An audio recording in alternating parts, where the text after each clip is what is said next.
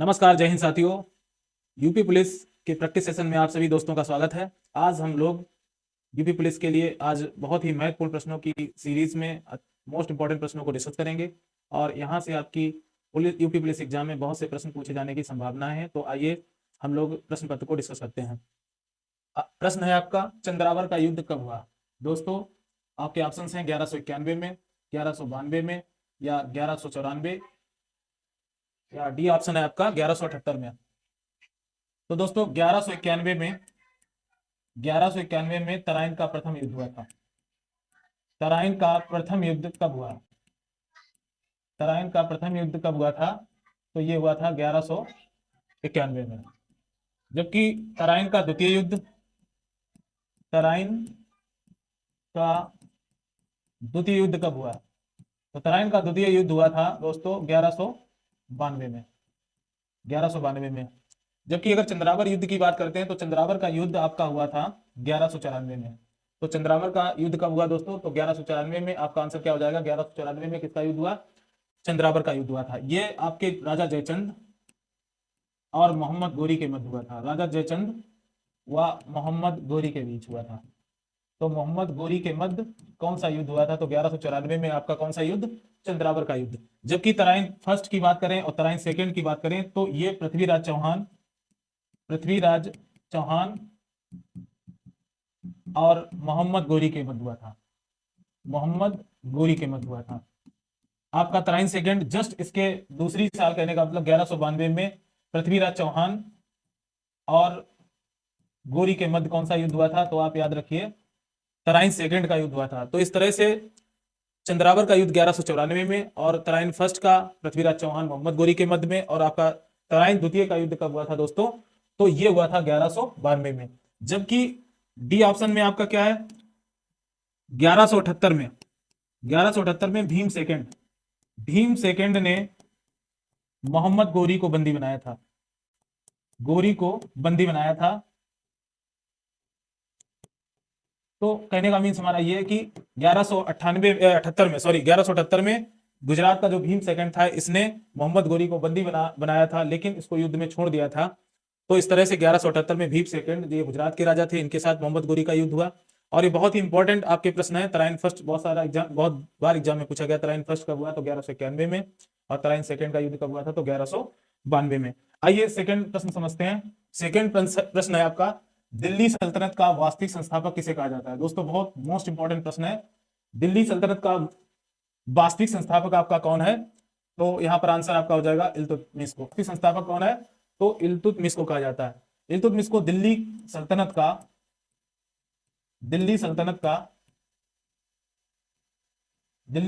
का वास्तविक संस्थापक कहा जाता है। वास्तविक संस्थापक कहा जाता है। तो एक प्रश्न तो ये आपका हो जाता है कि दिल्ली सल्तनत का वास्तविक संस्थापक कौन है, और तो आपका आंसर क्या हो जाएगा? इल्तुतमिश को कहा जाता है। किसको कहा जाता है? इल्तुतमिश को कहा जाता है। नेक्स्ट प्रश्न आपका, टंका और जीतल सिक्के किसने चलाए थे? टंका और जीतल सिक्के किस राजा ने चलवाए थे? तो ऑप्शन आपका है इल्तुतमिश ने, कुतुबुद्दीन ऐबक ने, अलाउद्दीन खिलजी ने, या फिरोज शाह तुगलक ने। तो देखिए टंका जो सिक्का था ये किसका बना हुआ था? तो ये चांदी का सिक्का था। किसका? आपको याद रखना है, चांदी का सिक्का था। जबकि जीतल जो था ये किस धातु का बना हुआ सिक्का था? तो ये कांसे का बना हुआ, कांसे का सिक्का था कहने का मतलब। तो ये दोनों सिक्कों को जारी किसने किया था? तो ये जारी किया था आपके किसने? इल्तुतमिश ने। तो यहां पर आंसर आपका क्या हो जाएगा? इल्तुतमिश। आपसे प्रश्न पूछा जाता है, यहां पर एक ऑप्शन आपका दिया है कुतुबुद्दीन ऐबक। इसे चंद्रमा का स्वामी भी कहा जाता है। चंद्रमा का स्वामी किसे कहा जाता है? तो दिल्ली सल्तनत का कौन सा शासक था? कुतुबुद्दीन ऐबक। इसे चंद्रमा का स्वामी कहा जाता था। साथ ही साथ इसे लाख बख्श भी कहा जाता है। लाख बख्श किसे कहा जाता है? तो आपके कुतुबुद्दीन ऐबक को लाख बख्श भी कहा जाता है। और साथ ही साथ इसका एक और नाम था पील बख्श। पील बख्श किसे कहा जाता है दोस्तों? तो याद रखना पील बख्श भी कुतुबुद्दीन ऐबक को ही कहा जाता है। ये हाथियों की सवारी करना बहुत पसंद करता था, इसलिए इसका नाम पड़ा था पील बख्श। और एक सबसे ज्यादा इसका एक पॉपुलर जो नाम है कुरान खान। कुरान खान किसका नाम है? तो ये कुतुबुद्दीन ऐबक का नाम है। कई बार इन उपाधियों से भी प्रश्न बने एग्जाम में। और आप जानते हो जो आपका अलाउद्दीन खिलजी है इसे द्वितीय सिकंदर कहा जाता है। द्वितीय सिकंदर एग्जाम में प्रश्न पूछा जाता है, द्वितीय सिकंदर किसे कहा जाता है? तो याद रखना द्वितीय सिकंदर की संज्ञा किसको दी गई थी? तो अलाउद्दीन खिलजी को। और अलाउद्दीन खिलजी की अगर बात करते हैं तो इन्होंने कई सारी बाजार नियंत्रण प्रणाली की शुरुआत की। बाजार नियंत्रण प्रणाली, नियंत्रण प्रणाली की शुरुआत किसने की थी? तो आपको याद रखना अलाउद्दीन खिलजी ने। साथ ही साथ सेना को नगद वेतन देने का काम किसने किया था? नगद वेतन देने का काम किया था अलाउद्दीन खिलजी ने। तो नगद वेतन, बाजार नियंत्रण प्रणाली और साथ ही साथ हुलिया प्रथा की किसने शुरुआत की थी? हुलिया प्रथा की शुरुआत किसने की थी? तो हुलिया प्रथा की शुरुआत ये थी आपके अलाउद्दीन खिलजी ने की थी। नगद वेतन, हुलिया प्रथा और बाजार नियंत्रण प्रणाली के लिए कौन सा शासक जाना जाता था? तो दिल्ली सल्तनत में अलाउद्दीन खिलजी को कहा जाता था, बाजार नियंत्रण के लिए जाना जाता था। साथ ही साथ आप एक बहुत ही महत्वपूर्ण प्रश्न अलाउद्दीन खिलजी से बनता है, इसने हजार खंबा महल का निर्माण किया था। हजार खंबा महल। और इसने एक और चीज का निर्माण किया था, सीरी दुर्ग या सीरी महल का निर्माण भी किया था। सीरी दुर्ग का निर्माण किसने किया था? तो आपको याद रखना है अलाउद्दीन खिलजी। सबसे इंपॉर्टेंट प्रश्न आपका है बाजार नियंत्रण प्रणाली कौन लाया था? तो अलाउद्दीन खिलजी लाया था। इसे द्वितीय सिकंदर भी कहा गया। और नगद वेतन, हुलिया प्रथा और साथ ही साथ इसके दो महत्वपूर्ण और काम क्या थे? हजार खंबा महल और सीरी दुर्ग का निर्माण किसने करवाया था? तो अलाउद्दीन खिलजी ने। फिरोज शाह का अगर नाम आता है तो इसमें नहरों के लिए जाना जाता है। नहरों का निर्माण सर्वाधिक किसने करवाया था? तो नहरों के निर्माण में फिरोज शाह का बहुत बड़ा योगदान है। कौन? फिरोज शाह का। तो इस तरह से टंका किसने जारी किया था? तो आपको आपका आंसर क्या हो जाएगा? इल्तुतमिश ने। किसने? इल्तुतमिश ने। आइए नेक्स्ट प्रश्न की बात करते हैं। नेक्स्ट प्रश्न आपका क्या है? राजत्व का सिद्धांत किसने दिया? दिल्ली सल्तनत का वह कौन सा शासक था जिसने राजत्व का सिद्धांत दिया था? तो इसमें ऑप्शंस हैं, बलबन ने, फिरोज शाह तुगलक ने, अलाउद्दीन खिलजी ने या कुतुबुद्दीन ऐबक ने। देखिए, लौह रक्त की नीति याद रखना इंपॉर्टेंट है आपके लिए। लौह रक्त की नीति, लौह रक्त की नीति को लाने वाला कौन था? तो ये आपका था बलबन। साथ ही साथ इसने राजत्व का सिद्धांत दिया था। राजत्व का सिद्धांत किस शासक ने दिया? राजत्व का सिद्धांत दिया था बलबन ने। और सबसे इंपॉर्टेंट बात है इसके विषय में, इसने और खास क्या काम किया था? चालीसा का अंत किसने किया था? तो ये आपके बलबन ने किया था। ये भी बहुत महत्वपूर्ण प्रश्न है, चालीसा का अंत किसने किया था? तो बलबन ने किया था। दिल्ली सल्तनत का वह शासक था जिसने चालीसा का अंत किया था। जबकि चालीसा को लाने वाला कौन था? तो चालीसा दल को लाने वाला जो व्यक्ति था, चालीसा दल, चालीसा दल को हम तुर्कान ए चहलगामी भी बोलते हैं। तुर्कान ए चहलगानी, इसको किस और नाम से जाना जाता है? तुर्कान ए चहलगानी, चहलगानी। तो ये लाने वाला जो व्यक्ति था वो कौन था? इल्तुतमिश। याद रखना मोस्ट इंपॉर्टेंट प्रश्न है, इल्तुतमिश। तो इल्तुतमिश ने जो महत्वपूर्ण काम किया था, इसने चालीसा दल का गठन किया था, इसी को तुर्कान ए चहलगानी कहा गया। तो काफी इंपॉर्टेंट प्रश्न था। तो लौह रक्त की नीति किसने अपनाई? तो बलबन ने। आइए नेक्स्ट प्रश्न की बात करते हैं। नेक्स्ट प्रश्न है आपका, इब्बन बतूता किसके समय भारत आया था? देखिए, सबसे खास बात अगर इब्बन बतूता की होती है तो ये रहने वाला कहां का था? तो ये मोरक्को का रहने वाला था। मोरक्को, मोरक्को का रहने वाला इब्बन बतूता था। इसकी एक बहुत महत्वपूर्ण कृति है जिसको बोलते हैं रहला। ये बहुत ही इंपॉर्टेंट प्रश्न है। इसने एक रचना की थी, उसका क्या नाम है? रहला। तो इब्बन बतूता भारत आया था किसके समय? तो ये आया था आपके इल्तुतमिश के समय। किसके समय आया था? इल्तुतमिश के समय इब्बन बतूता भारत आया था। आपको याद रखना है।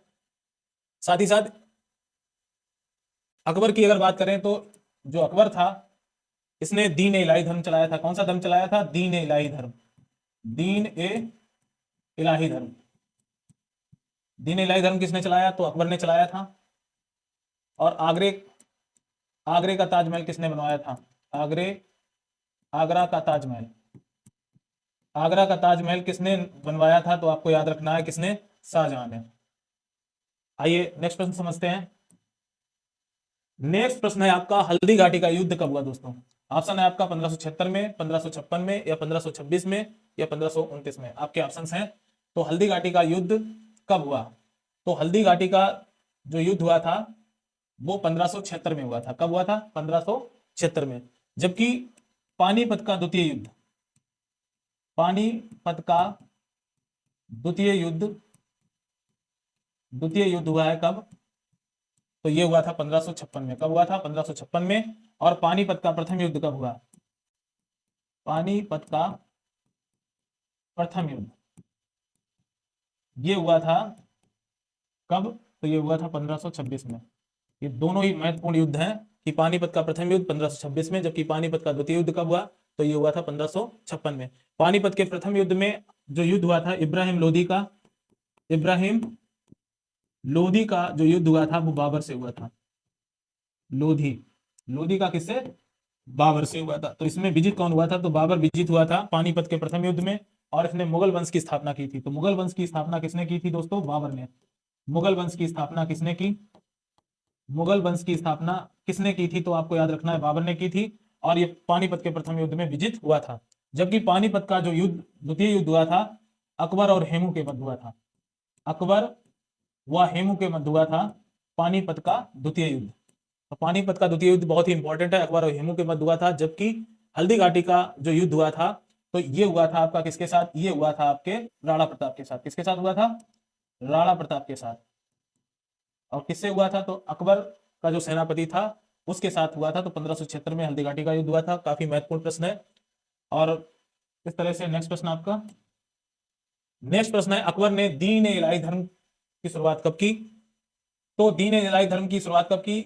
इसमें ऑप्शन है, ए ऑप्शन है 1583 में, बी ऑप्शन है 1564 में, सी ऑप्शन है 1562 में, डी ऑप्शन है आपका 1575 में।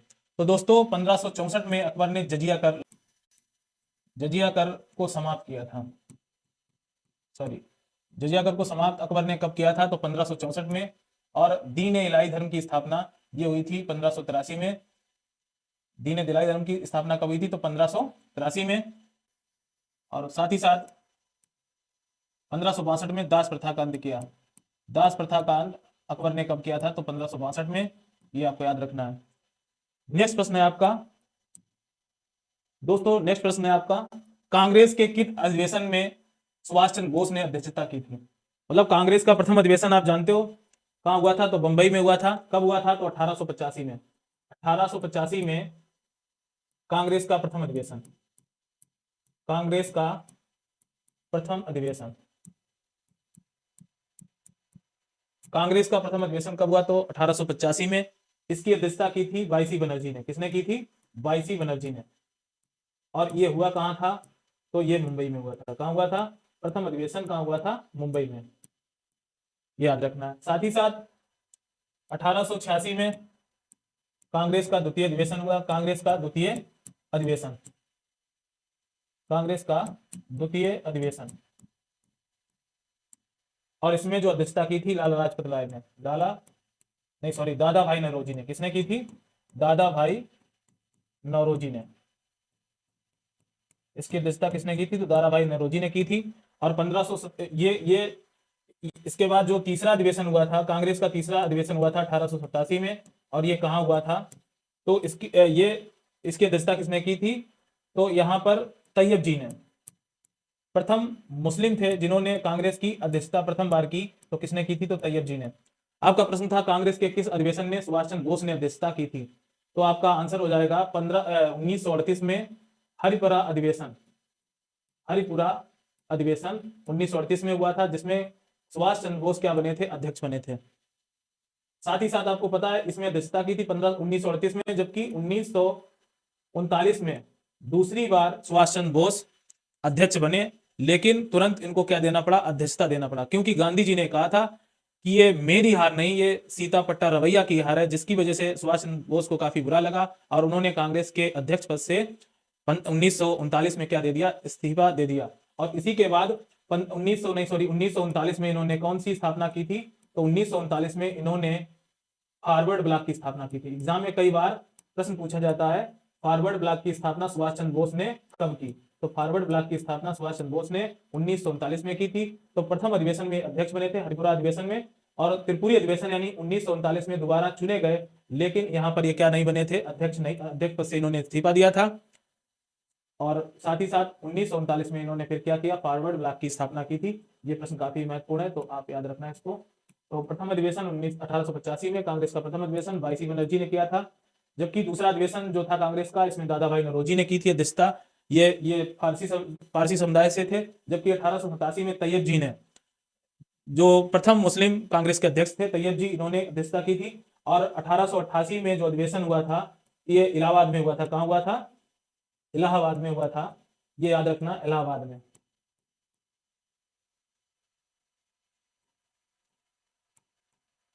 तो प्रथम अधिवेशन कहाँ हुआ? तो प्रथम अधिवेशन बंबई में, दूसरा अधिवेशन कलकत्ता में हुआ था, ये भी याद रखना, क्योंकि कभी कभी यही पूछा जाता है अधिवेशन हुआ कहाँ। तीसरा अधिवेशन जो आपका हुआ था मद्रास में, जहां तैयब जी ने मतलब क्या किया था, अध्यक्षता की थी। और इलाहाबाद में जॉर्ज यूले ने, प्रथम अंग्रेज जिसने अध्यक्षता की थी वो कौन था? तो जॉर्ज यूले। ये प्रश्न कई बार एग्जाम में पूछा गया कि जॉर्ज यूले ने अध्यक्षता कांग्रेस के किस अधिवेशन में की थी? तो 1888 के इलाहाबाद अधिवेशन में कांग्रेस की तरफ से अध्यक्षता की थी। किसने? तो जॉर्ज यूले ने। ये मतलब अंग्रेज व्यक्ति था जिसने कांग्रेस की अध्यक्षता की थी 1888 में।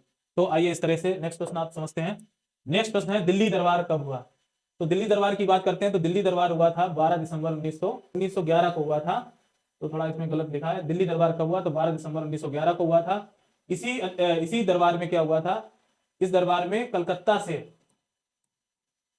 भारत की राजधानी परिवर्तित करके कहां बनाई गई थी? दिल्ली। तो दिल्ली राजधानी अगर पूछा जाए कब बनाई गई, तो ये 1911 में घोषणा हुई कि दिल्ली क्या होगी? भारत की राजधानी होगी। और 1912 में दिल्ली क्या बनी? भारत की राजधानी बनी। आपको पता है 1905 में क्या हुआ था? बंगाल विभाजन। बंगाल विभाजन करवाने वाला व्यक्ति कौन था? बंगाल विभाजन 1905 में हुआ था। और इसको करवाया किसने था? तो ये याद रखना है, काफी महत्वपूर्ण प्रश्न है। ये करवाया था आपके किसने? तो 1905 में लॉर्ड कर्जन ने करवाया था। याद रखना, महत्वपूर्ण प्रश्न है। लॉर्ड कर्जन ने बंगाल विभाजन करवाया था। क्या करवाया था? लॉर्ड कर्जन ने क्या करवाया था? बंगाल विभाजन। और 1900 में आपको पता है कौन सा अधिवेशन हुआ था? सूरत अधिवेशन हुआ था। कौन सा अधिवेशन? कांग्रेस का सूरत अधिवेशन हुआ था 1906 में। काफी महत्वपूर्ण तिथियां हैं, आपको याद रखनी है यूपी पुलिस के लिए। आइए नेक्स्ट प्रश्न को समझ लेते हैं। नेक्स्ट प्रश्न है गुरु ग्रंथ साहिब की रचना किसने की? तो ये सिख धर्म के गुरु हैं, गुरु अर्जुन देव ने, गुरु नानक ने, गुरु गोविंद सिंह ने, या गुरु रामदास ने? तो आप सभी लोग जानते हैं गुरु अर्जुन देव ने गुरु ग्रंथ साहिब की रचना, गुरु ग्रंथ की रचना की थी। और गुरु ग्रंथ की रचना कब हुई थी? तो याद रखना 1604 में हुई थी। कब हुई थी? 1604 में। और किसने करवाई थी? गुरु अर्जुन देव ने करवाई थी। काफी महत्वपूर्ण प्रश्न है। गुरु नानक आप जानते हो सिख धर्म की स्थापना की। सिख धर्म की स्थापना किसने की दोस्तों? तो सिख धर्म की स्थापना गुरु नानक ने की थी। और गुरु गोविंद जो है सिख धर्म के अंतिम 10वें गुरु हैं। सिख धर्म के अंतिम 10वें गुरु किसे कहा जाता है? तो आपको याद रखना है 10वें गुरु। तो 10वें गुरु आपके गुरु गोविंद सिंह हैं। आपको बहुत महत्वपूर्ण प्रश्न है। गुरु गोविंद सिंह सिख धर्म के अंतिम 10वें गुरु हैं, याद रखना है बड़े अच्छे से। साथ ही साथ ये हम लोगों ने जान लिया गुरु नानक ने सिख धर्म की शुरुआत की थी। तो लंगर प्रथा, लंगर की शुरुआत किसने की? ये भी प्रश्न बनता है एग्जाम में। लंगर की शुरुआत की थी गुरु नानक ने।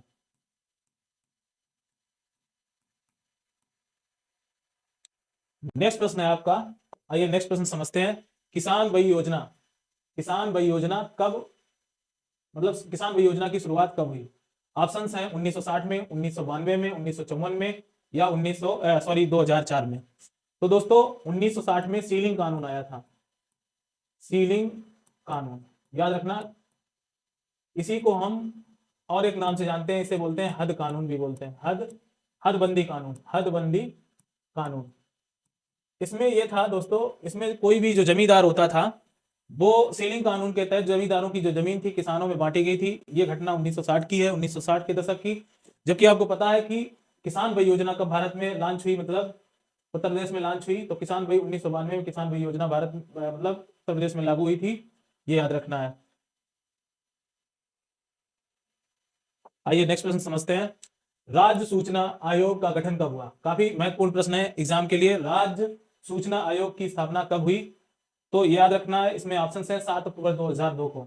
तो दोस्तों राज्य मानवाधिकार, राज्य मानवाधिकार आयोग, मानवाधिकार आयोग की स्थापना हुई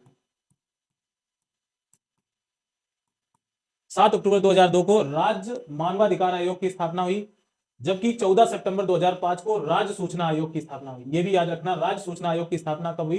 तो यहां पर आपका आंसर हो जाएगा 14 सितंबर 2005 को। कब हुई? 14 सितंबर 2005 को हुई। जबकि 20 जून 2007 को राज्य महिला आयोग की स्थापना हुई। राज्य महिला आयोग की स्थापना, राज्य महिला आयोग की स्थापना कब हुई दोस्तों? तो 20 जून 2007 को ही। जबकि 14 सितंबर को क्या राज्य सूचना आयोग का गठन हुआ, 20 जून 2007 को राज्य महिला आयोग की स्थापना हुई, जबकि आपका 7 अक्टूबर 2002 को राज्य मानवाधिकार आयोग की स्थापना हुई। और साथ ही साथ 9 मार्च 1993 को राज्य पिछड़ा आयोग, याद रखना राज्य पिछड़ा आयोग काफी इंपॉर्टेंट है सारे, कोई ना कोई प्रश्न इससे बन जाता है एग्जाम के लिए। राज्य पिछड़ा आयोग का गठन कब हुआ, आयोग का गठन कब हुआ, तो ये 9 मार्च 1993 को। इस तरह से 4 प्रश्न आपके बहुत ही इंपॉर्टेंट हैं। राज्य सूचना आयोग 14 सितंबर 2005, 7 अक्टूबर 2002 को राज्य मानवाधिकार आयोग और 20 जून 2007 को राज्य महिला आयोग का गठन हुआ था, जबकि 9 मार्च 1993 को राज्य पिछड़ा आयोग की स्थापना हुई। तो इस तरह से काफी इंपॉर्टेंट प्रश्न हम लोग समझ रहे हैं। आइए बात कर लेते हैं गंगा एक्शन प्लान की शुरुआत भारत में कब हुई। तो ये आपके ऑप्शंस हैं। 1985 में देखो गंगा एक्शन प्लान आया था। गंगा एक्शन प्लान कब आया भारत में, तो याद रखना गंगा एक्शन प्लान आपका आया था। गंगा एक्शन प्लान कब आया था, तो 1985 में। कब आया था, 1985 में। जबकि गंगा नदी प्राधिकरण